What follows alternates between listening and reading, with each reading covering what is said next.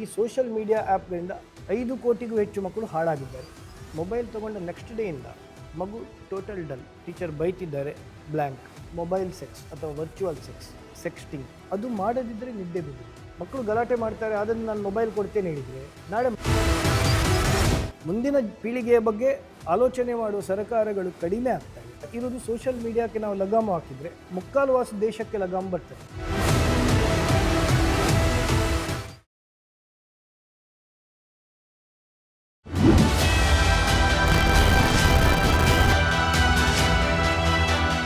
ನಮಸ್ಕಾರ ಪೋಷಕರೇ, ಹುಷಾರ್. ಯಾಕಂದರೆ ಇದು ಕೆ ಶಾಕ್ ಅಂದರೆ ಕೆಯನ್ನು ನಾವು ಕೆಲವೊಮ್ಮೆ ಬೇರೆ ರೀತಿ ಬಳಸೋದಾದರೆ ಕಲ್ಚರಲ್ ಶಾಕ್ ಅಂತಲೂ ಕೂಡ ನೋಡ್ಬೋದು. ಹಾಗೆ ಇದು ಇಮೋಷ್ನಲ್ ಶಾಕ್ ಕೂಡ ಆಗಿ ಪರಿವರ್ತಿತವಾಗ್ತಾ ಇದೆ. ಅದ್ರ ಬಗ್ಗೆ ಹಿಂದೆ ಸ್ವಲ್ಪ ಮಾತಾಡ್ತಾನೂ ಕೂಡ ಹೋದ್ವಿ. ನಮ್ಮ ಜೊತೆ ಗಣೇಶ್ ಕುಡ್ವಾ ಅವರಿದ್ದಾರೆ, ಅವ್ರನ್ನ ಕಾರ್ಯಕ್ರಮಕ್ಕೆ ಸ್ವಾಗತ ಮಾಡ್ತಾ ಇದ್ದೀನಿ. Thank you so much. So ನಮ್ಮ ಈ ಸೋಷಿಯಲ್ ಮೀಡಿಯಾ ಅಡಿಕ್ಷನ್ ಅನ್ನುವಂಥದ್ದು ಯಾವ ರೀತಿಯಲ್ಲಿ ನಮಗೆ ಪರಿಣಾಮ ಬೀರ್ತಾ ಇದೆ ನಮ್ಮ ಮೇಲೆ, ಹಿಂದೆ ಒಂದು 5-6 ವರ್ಷಗಳ ಹಿಂದಿನ ಕಥೆ, ಹೇಗೆ ಲಾಕ್ಡೌನ್ ಸಂದರ್ಭದಲ್ಲಿ ನಮ್ಮ ಮನಸ್ಸನ್ನು ನಾವು ನಿಯಂತ್ರಣದಲ್ಲಿ ಇಟ್ಕೊಳ್ಳೋದು, ಹಾಗೆ ಮನಸ್ಸಿನ ಆರೋಗ್ಯ ಹೇಗೆ ದೈಹಿಕ ಆರೋಗ್ಯದಷ್ಟೇ ಮುಖ್ಯ ಅನ್ನೋದು ನಮ್ಮೆಲ್ಲರಿಗೂ ಕೂಡ ಮತ್ತೆ ನೆನಪಾಯಿತು. ಆದರೆ ಅದು ಅಲ್ಲಿಗೆ ನಿಂತಿದೆಯಾ ಅಥವಾ ಈ ಸಾಂಕ್ರಾಮಿಕ ಆಗಿ ಪರಿಣಮಿತ ಆಗಿರುವಂಥ ಈ ರೋಗ ಯಾವ ಲೆವೆಲಿಗೆ ತಲುಪಿದೆ ಅನ್ನೋದು ನಮ್ಮ ಈಗಿನ ಪ್ರಶ್ನೆ. ಸೊ ನೀವು ಮೆಂಟಲ್ ಹೆಲ್ತ್ ಮೇಲೆ ಈ ಇಂಟರ್ನೆಟ್ ಇರ್ಬೋದು, ಸೋಷಿಯಲ್ ಮೀಡಿಯಾ ಯಾವ ಥರ ಎಫೆಕ್ಟ್ ಮಾಡ್ತಾ ಇದೆ? ಇದು ಏನಾಗ್ತಾ ಉಂಟಂತ ಹೇಳಿದರೆ, ಈಗ ಇಲ್ಲಿ ನಾನು ನೋಡ್ತಾ ಇದ್ದೇನೆ ಸೋಷಿಯಲ್ ಮೀಡಿಯಾದ ನಮ್ಮಲ್ಲಿ ನಾನೊಂದು 2 ಮಕ್ಕಳನ್ನು ಹಿಡಿದ ನಂತರ ಅವರ ಮೊಬೈಲೆಲ್ಲ ಸ್ಟಾಪ್ ಮಾಡಿತು. ಆ ಮಗುವಿನ ನೆಕ್ಸ್ಟ್ ಬಿಹೇವಿಯರನ್ನು ಕೂಡ ನಾನು ಟ್ರ್ಯಾಕ್ ಮಾಡಿದ್ದೆ. ಶಾಲೆಯಲ್ಲಿ ಅವರ ಕ್ಲಾಸ್ಮೇಟ್ಸ್ ಹೇಳ್ತಿದ್ರು, ಮೊಬೈಲ್ ತೊಗೊಂಡ ನೆಕ್ಸ್ಟ್ ಡೇಯಿಂದ ಮಗು ಟೋಟಲ್ ಡಲ್, ಟೀಚರ್ ಏನು ಹೇಳಿದ್ರು ಅರ್ಥ ಆಗಿಲ್ಲ, ಟೀಚರ್ ಬೈತಿದ್ದಾರೆ, ಬ್ಲ್ಯಾಂಕ್, ಟೀಚರ್ ಹೊಡೆದ್ರು 2 ಪೆಟ್ಟು, ಇವನ್ ದೆನ್ ಬ್ಲ್ಯಾಂಕ್. ಏನಾಗ್ತಿದೆ? ಟೀಚರ್ಸ್ ಹೊಡಿಲೂಬಾರ್ದು, ಇವಾಗ ಹೊಡಿಲೂಬಾರ್ದು. 1-2 ಪೆಟ್ಟು ಹೊಡೆದಿದ್ದಾರೆ ಹುಡುಗಿ ಟೀಚರ್ಸ್ ಇಬ್ಬರು ಜೋರು ಮಾಡಿದ್ದಾರೆ, ಹೆದರಿಸಿದ್ದಾರೆ. No answer, no reply and blank. Yes no ಅದಕ್ಕೆ ಕೂಡ ತಲೆ ಶೇಕ್ ಕೂಡ ಇಲ್ಲ. ಮೆಂಟಲ್ ಕಂಡೀಷನ್ ಏನಾಗಿತ್ತು ಮಗುವಿದು ಅಂತ.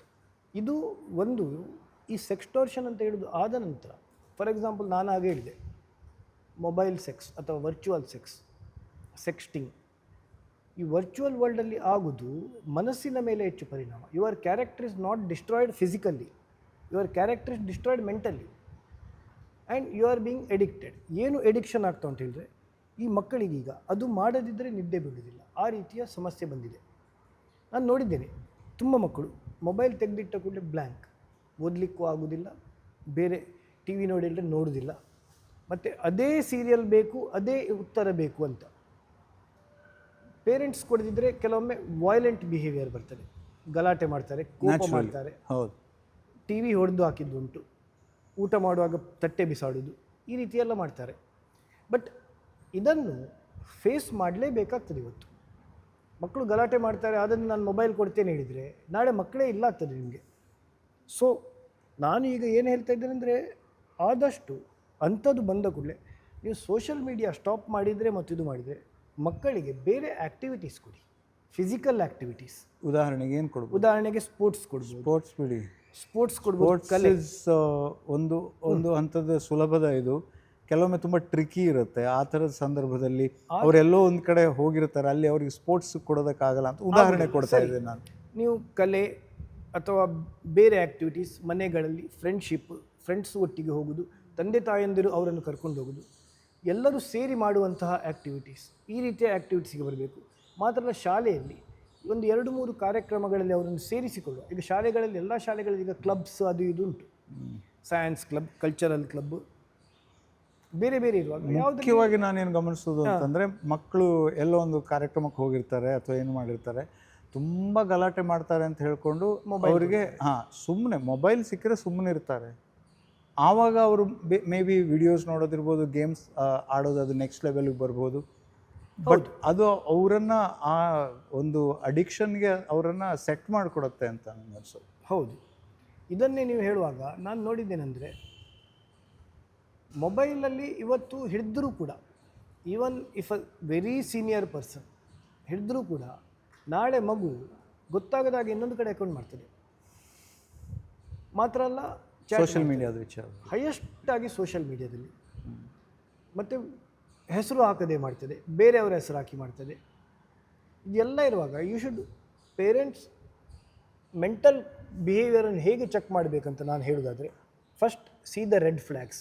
What are the red flags? One is depression, one is hiding of your mobile. ನೀವು ಮೊಬೈಲ್ ಕೊಟ್ಟರೆ ನೀವು ಹತ್ತಿರ ಬಂದ ಕೂಡಲೇ ಮೊಬೈಲ್ ಹೀಗೆ ತಿರುಗಿಸಿಡ್ತಾರೆ ಅಥವಾ ಹೀಗೆ ಮಾಡ್ತಾರೆ.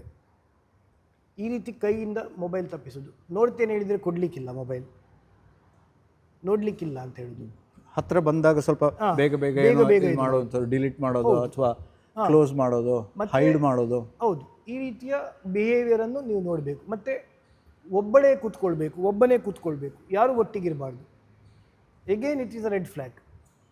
ಆದರೆ ಮೊಬೈಲ್ ಒಟ್ಟಿಗಿರಬೇಕು, ಒಬ್ಬನೇ ಇದ್ರು ಅದು that is a red flag. ಅಲ್ಲ, ಈ ಮೊಬೈಲ್ ಇಲ್ದೇನೂ ಒಂದು ಮೂಲೆಯಲ್ಲಿ ಇರೋದು ಕೂಡ it's not a good thing, it's a red flag. It is a red flag. ಹೌದು. Even then with the mobile it is ಆವಾಗ ಅಟ್ಲೀಸ್ಟ್ ಆ ಥರದ ಪರಿಸ್ಥಿತಿಯನ್ನು ಟ್ರೀಟ್ ಮಾಡುವಂತಹ, ಅದಕ್ಕೆ ಸರಿಯಾದ ಸೂಕ್ತ ಸಲಹೆ, ಮಾರ್ಗದರ್ಶನ ಮತ್ತು ಪರಿಹಾರವನ್ನು ಕೊಡುವಂಥವ್ರನ್ನ ರೀಚ್ ಆಗೋದು ಕೂಡ ಮುಖ್ಯ.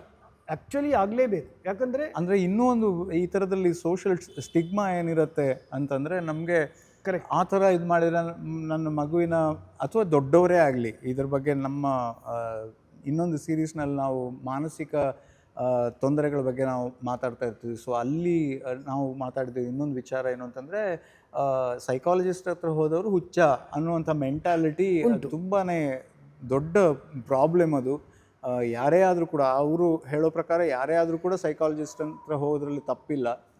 ಒಂದು ರೀತಿಯ ಮಾರ್ಗದರ್ಶನ ಸಿಗುತ್ತೆ. ಒಂದು ಹಂತದ ನಂತರ ನಮಗೆ ಅದನ್ನು ಸರಿಯೋ ತಪ್ಪೋ ಅಂತ ಹೇಳ್ಕೊಂಡು ನಾವು ಯೋಚಿಸುವಂಥ ವಿವೇಚನೆಯೂ ಸಿಗುತ್ತೆ. ಆದರೆ ಆ ವಿವೇಚನೆಯನ್ನು ಬೆಳೆಸಿಕೊಳ್ಳುವ ಸಂದರ್ಭ, ಇರುವಂಥ ಸಂದರ್ಭದಲ್ಲಿ ಇದರ ಅಗತ್ಯ ಇನ್ನೂ ಜಾಸ್ತಿ ಇದೆ ಅಂತ ನಂಗೆ ಅನಿಸುತ್ತೆ. ಆದಷ್ಟು ಸೈಕ್ಯಾಟ್ರಿಸ್ಟ್ ಹತ್ರ ಹೋಗೋದಕ್ಕಿಂತ ಹೆಚ್ಚು ಸೈಕಾಲಜಿಸ್ಟ್ ಹತ್ರ ಹೋಗೋದು ಒಳ್ಳೆಯದು. ಕೂಡ ಹೋಗ್ಬೋದು. ಆದರೆ ಏನಾಗ್ತಾ ಉಂಟಂದರೆ, ಯಾವುದೇ ಪೇರೆಂಟ್ ನನ್ನ ಮಗುವಿಗೆ ಕೌನ್ಸಿಲಿಂಗ್ ಬೇಡ, ನನ್ನ ಮಗು ಸರಿ ಉಂಟು ಅಂತ ಹೇಳುವ ಒಂದು ಮೆಂಟಾಲಿಟಿ ಉಂಟು, ಹೆಗ್ಗಣವದ್ದು. ಮಾತ್ರ ಅಲ್ಲ, ನಾನು ನೋಡಿದ್ದೇನೆ ತುಂಬ ಜನ, ನನ್ನ ಮಗಳು ಸರಿ ಇದ್ದಾಳೆ, ನನ್ನ ಮಗ ಸರಿ ಇದ್ದಾನೆ, ಬೇರೆ ಎಲ್ಲರ ಮಕ್ಕಳು ಸರಿ ಇಲ್ಲ ಅಂತ. ಇದು 10 ಜನರ ಹತ್ರ ಕೇಳಿದ್ರು 10 ಜನರು ಅದೇ ಹೇಳೋದು. ಹಾಗಾದರೆ ಇದರಲ್ಲಿ ಯಾರು ಸರಿ ಅಂತ ಹೇಳುವ ಪ್ರಶ್ನೆ. ಇದು ಬರುವಾಗ acceptability ಇಲ್ಲ. One more reason why I am not getting a lawyer is this. The lawyer feels something is wrong with my children. This guy is trying to catch. He is not confident of his children. ಹೇಳಿದವರಿದ್ದಾರೆ? ಇಲ್ಲ. ಒಬ್ಬರು almost ಹತ್ತಿರ ಬಂದಿದ್ದಾರೆ. ನಮಗೂ ಕೂಡ ಹುಡುಗಿಯರಿರುವಾಗ ಈ ಬಗ್ಗೆ ಆಲೋಚನೆ ಮಾಡಬೇಕಾಗ್ತದೆ ಅಂತ. ನಾನು ಹೇಳಿ ಆಲೋಚನೆಯನ್ನು ಮಾಡಿದರೆ ನೀವು ಅದನ್ನು ಕೇಸ್ ಟೇಕಪ್ ಮಾಡಬೇಕಾಗ್ತದೆ ಅಂತ. ಅದನ್ನು ಅವ್ರು ಮಾಡಲಿಕ್ಕೆ ಆಲೋಚನೆ ಮಾಡ್ತೀನಿ ಅಂತ ಹೇಳಿದರು. ಮಾಡಿಲ್ಲ ಇಷ್ಟರವರೆಗೆ. ಈ ರೀತಿಯ ನಾನು ಫೇಸ್ ಮಾಡಿದ್ದೇನೆ. ಯಾಕಂದರೆ ಎಲ್ಲರೂ ಅದು ಸಹ ಈಗ ನಾನು ಇನ್ನೊಂದು ಹೊಸ ಟ್ರ್ಯಾಕಿಗೆ ಬಂದಿದ್ದೇನೆ ಅಂದರೆ, ಲಾಯರಿಗೆ ಎಷ್ಟು ಮಕ್ಕಳು ಅಂತ ಫಸ್ಟ್ ಎನ್ಕ್ವೈರಿ ಮಾಡೋದು, ಮತ್ತು ಅವರು ಹುಡುಗಿ ಅಂತ ಎನ್ಕ್ವೈರಿ ಮಾಡಿ ಮತ್ತೆ ಅವ್ರ ಹತ್ರ ಹೋಗೋ ಸ್ಥಿತಿ ಬಂದಿದೆ ನನಗೆ ಈಗ. ಬಟ್ ಇದು ಇವತ್ತಲ್ಲ ನಾಳೆ ಒಬ್ಬರು ಲಾಯರ್ ಸಿಗ್ತಾರೆ ಅಂತ ನನಗೆ ಧೈರ್ಯ ಉಂಟು. ಆದರೂ ಏನಂದರೆ ದಟ್ ಸೋಷಿಯಲ್ ಸ್ಟಿಗ್ಮಾ, ನೀವು ಫಸ್ಟ್ ಆಫ್ ಆಲ್ ನೀವು ಕೋರ್ಟಿಗೆ ಹೋದ ಮೇಲೂ ಕೂಡ ಇದರದ್ದು ಹೋರಾಟಕ್ಕೆ ಸಮಯ ಬೇಕು. ಆದರೆ ಒಂದು ಗವರ್ಮೆಂಟಿಗೆ ಒಂದು ಕೋರ್ಟ್ ಕೇಳಿದರೆ, ಒಂದು PIL ಅಡ್ಮಿಟ್ ಆಗಿ ಅಲ್ಲಿಂದ ಒಂದು ಸುಲಭ ಆಗ್ತದೆ. It will be a big paper newspaper, social media ಎಲ್ಲ ಕವರ್ ಮಾಡ್ತದೆ. ಅಲ್ಲಿಂದ ನನಗೆ ಪಬ್ಲಿಸಿಟಿ ಹೆಚ್ಚು ಸಿಗ್ತದೆ. ಮತ್ತು ಜನ ಕೂಡ ಯಾಕೆ ಇದು ಮಾಡಿದ್ದಾರೆ, 1 ಪರ್ಸನ್ 1 ಅಕೌಂಟ್ ಹೇಳುವಾಗ ಸಪೋರ್ಟ್ ಮಾಡಿದವರು ತುಂಬ ಜನ. ನಾನು ಇಲ್ಲಿ ಸೋಷಿಯಲ್ ಮೀಡಿಯಾದ ಸಮಸ್ಯೆಗಳಲ್ಲಿ ಒಂದು ನೋಡಿದ್ದೇನೆ ಅಂದರೆ, 1 person has got multiple accounts. So Aadhaar card, ಈ ಸೋಷಿಯಲ್ ಮೀಡಿಯಾಗಳು ಈ ವೆರಿಫಿಕೇಶನ್ ಅನ್ನೋ ಪ್ರಾಸೆಸ್ಸನ್ನು ಮಾಡ್ತಾರೆ. ಆ ವೆರಿಫೈಡ್ ಪ್ರೊಫೈಲ್ಗಳ ಮೂಲಕ ದುಡ್ಡು ಮಾಡುವಂಥ ದಾರಿಯನ್ನು ಕಂಡು ಹಿಡಿದಿದ್ದಾವೆ ಹೊರತು ಆ ಮೂಲಕ ಸಮಾಜವನ್ನ ಒಂದು ಫಿಲ್ಟರ್ ಮಾಡಿ ಸರಿಯಾದವ್ರು ಮಾತ್ರ ಅಲ್ಲಿ ಇರಬೇಕು ಅನ್ನೋದಕ್ಕೊಂದು ದಾರಿ ಇಲ್ಲ. ಅಷ್ಟು ಯೋಚನೆ ಮಾಡಲ್ವ ಅವರು ಮಾಡಿದ್ದಾರೆ. ಬಟ್ ಅದು ಮಾಡಿದರೆ ನಾಳೆ ಅರ್ಧಕ್ಕೆ ಅರ್ಧ ಸೋಷಿಯಲ್ ಮೀಡಿಯಾ ಬಂದಾಗ್ತದೆ. ಅದಕ್ಕೋಸ್ಕರ ಅವರು ಮಾಡ್ತಾ ಇಲ್ಲ. ಅವರ ರೆವಿನ್ಯೂಸ್ ಹೋಗ್ತದೆ. ಅವರಿಗೊಂದು ಲಗಾಮ ಹಾಕಬೇಕಾಗಿರೋ ಅನಿವಾರ್ಯತೆ ಈಗ ಇರೋದು. ಸೋಷಿಯಲ್ ಮೀಡಿಯಾಕ್ಕೆ ನಾವು ಲಗಾಮ ಹಾಕಿದರೆ 3/4 ದೇಶಕ್ಕೆ ಲಗಾಮ ಬರ್ತದೆ. ಇದು ನಾನು ಹೇಳ್ತಾ ಇಲ್ಲ, ಇದು ಗಣೇಶ್ ಕೊಡುವ ಹೇಳಿದ್ದನ್ನು ಬಿಡಿ ನೀವು. ಆಶ್ಚರ್ಯ ಅಂದರೆ ನಾನು ಚಾಟ್ ಜಿ ಪಿ ಟಿಗೆ ಇದನ್ನು ಕೇಳಿದ್ದೆ. ಚಾಟ್ ಜಿ ಪಿ ಟಿ ಹೇಳಿದ್ದು shocking, because of social media apps including WhatsApp, Snapchat, Roblox, Discord, Instagram, Threads, because of all these apps, a combined 50 million kids throughout the world have been radicalized into terrorism, sextortion and porn addiction and drugs. ಅಂದರೆ ಇದು ಸರಳವಾಗಿ ಹೇಳೋದಾದರೆ ಸರಳವಾಗಿ ಹೇಳೋದ್ರೆ ಈ social media ಆ್ಯಪ್ಗಳಿಂದ 50 million ಮಕ್ಕಳು, ಅಂದರೆ ಒಂದು 5 ಕೋಟಿಗೂ ಹೆಚ್ಚು, ಹೌದು 5 ಕೋಟಿಗೂ ಹೆಚ್ಚು ಮಕ್ಕಳು ಹಾಳಾಗಿದ್ದಾರೆ. ಆದರೆ ಸ್ಟೆಪ್ಸ್ ಯಾವುದಂದರೆ ಕೆಲವರು ಡ್ರಗ್ಸಿಗೆ ಹೋಗಿದ್ದಾರೆ, ಕೆಲವರು ಟೆರರಿಸಮಿಗೆ ಹೋಗಿದ್ದಾರೆ, ರ್ಯಾಡಿಕಲೈಸ್ಡ್ ಇದನ್ನು ಓದಿ, ಕೆಲವರು ಸೆಕ್ಸ್ಟಾರ್ಷನ್ಗೆ ಹೋಗಿದ್ದಾರೆ, ಕೆಲವರು ಪೋರ್ನ್ ಎಡಿಕ್ಷನ್. ಒಟ್ಟು ಎಲ್ಲ ಕಡೆ 5 ಕೋಟಿ ಅಂದರೆ ಸಣ್ಣ ಸಂಖ್ಯೆ ಅಲ್ಲ. ಇದನ್ನು ಇನ್ನೊಂದು ಕೇಳಿದಾಗ 45ರಿಂದ 50 ಲಕ್ಷ ಭಾರತೀಯ ಮಕ್ಕಳಿಗೆ ಈ ರೀತಿಯ ನಾನು ಹೇಳಿದಂತಹ ಕೆಟ್ಟ ಇಮೇಜ್ ಮತ್ತು ಅನ್ನೋನ್ ವ್ಯಕ್ತಿಗಳ ಮೆಸೇಜ್ ಬರ್ತಾ ಉಂಟು. 40ರಿಂದ 50 ಲಕ್ಷ ಭಾರತೀಯ ಮಕ್ಕಳು 13ರಿಂದ 18 ವರ್ಷದ ಒಳಗಿನವರಿಗೆ. ವಾಟ್ ಈಸ್ ದೇರ್ ರಿಯಾಕ್ಷನ್ ಅಂತ ಹೇಳುವ ಒಂದು ಪ್ರಶ್ನೆ. ಇಷ್ಟು ಚಾಟ್ ಜಿ ಪಿ ಟಿ ಒಂದು ಸಾಫ್ಟ್ವೇರ್ ಟೆಲ್ಲಿಂಗ್ ಆದರೆ ನಿಜ ವ್ಯಕ್ತಿಗಳು ಹೇಳ್ತಾ ಇಲ್ಲ. ಅದಕ್ಕೂ ಕೂಡ ಗೊತ್ತಾಗಿದೆ, ಆರ್ಟಿಫಿಷಿಯಲ್ ಇಂಟೆಲಿಜೆನ್ಸ್ಗೆ ಅಷ್ಟು ಗೊತ್ತಿದೆ ಅಂತ ಅಂದರೆ ಹ್ಯೂಮನ್ ರಿಯಲ್ ಇಂಟೆಲಿಜೆನ್ಸ್ಗೆ ಯಾಕೆ ಇಲ್ಲ? ಯಾಕಂದರೆ ಅದರ ಹಿಂದೆ ಏನಾದರೂ ಬೇರೆ ಶಕ್ತಿಗಳು ಕೆಲಸ ಮಾಡ್ತಿದೆಯಾ, ಬೇರೆ ಯೋಚನೆಗಳು ಕೆಲಸ ಮಾಡ್ತಿದೆಯಾ? ನನಗೆ ಕೂಡ ಅಂಥದ್ದೇ ಪ್ರಶ್ನೆ ಬಂದಿದೆ ಮಾತ್ರಲ್ಲ. ನನ್ನ ಪ್ರಕಾರ ಯಾವುದೇ ಸರ್ಕಾರ ಅವರ ರೆವೆನ್ಯೂವನ್ನು ಕಳ್ಕೊಳ್ಳಿಕ್ಕೆ ಇಂಟ್ರೆಸ್ಟ್ ಇಲ್ಲ ಅಂತಲೇ ಕಾಣ್ತದೆ. ರೆವೆನ್ಯೂ ಕಳ್ಕೊಳ್ಳೋದಕ್ಕಿಂತ ಜನರು ಹಾಳಾಗಲಿ ಅಂತ. ಮುಂದಿನ ಪೀಳಿಗೆಯ ಬಗ್ಗೆ ಆಲೋಚನೆ ಮಾಡುವ ಸರ್ಕಾರಗಳು ಕಡಿಮೆ ಆಗ್ತವೆ. Thank you so much. So ಸಂಸಾರನ ಉಳಿಸುತ್ತೆ ಅನ್ನೋದನ್ನು ನಾವು ನೆನಪಿಸ್ಕೊಳ್ತಾ ಸೋಷಿಯಲ್ ಅವೇರ್ನೆಸ್ನ ಬಿಲ್ಡ್ ಮಾಡುವಂತಹ ಪ್ರಯತ್ನವನ್ನು ಮುಂದುವರಿಸ್ತಾ ಇರ್ತೀವಿ. ಪೋಷಕರೇ ಹುಷಾರ್ ಅಂತ ಮತ್ತೆ ಹೇಳ್ತಾ, ಗಣೇಶ್ ಗುಡ್ವಾ ಸರ್ ನಿಮಗೆ ಥ್ಯಾಂಕ್ ಯು ಸೋ ಮಚ್ ಅಂತ ಹೇಳ್ತಾ ಈ ಸಂಚಿಕೆಯನ್ನು ನಾವು ಇಲ್ಲಿಗೆ ಮುಕ್ತಾಯಗೊಳಿಸ್ತಾ ಇದ್ದೀವಿ. ನಮಸ್ಕಾರ.